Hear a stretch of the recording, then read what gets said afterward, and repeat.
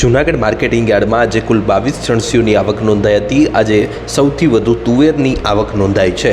1490 quintal તુવેરની આવક સામે એક મણનો ઊંચો ભાવ આજે 2339 રૂપિયા નોંધાયો છે।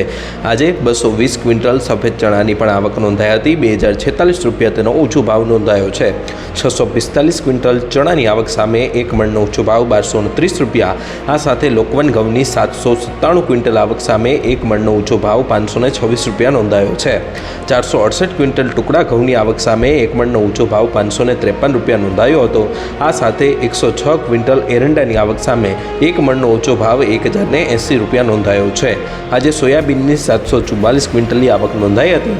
744 ક્વિન્ટલ સોયાબીનની આવક સામે એક મણનો ઊંચો ભાવ 921 રૂપિયા નોંધાયો છે। 10 ક્વિન્ટલ કાંગની આવક નોંધાઈ છે, જેમાં એક મણનો ઊંચો ભાવ 1095 રૂપિયા નોંધાયો છે।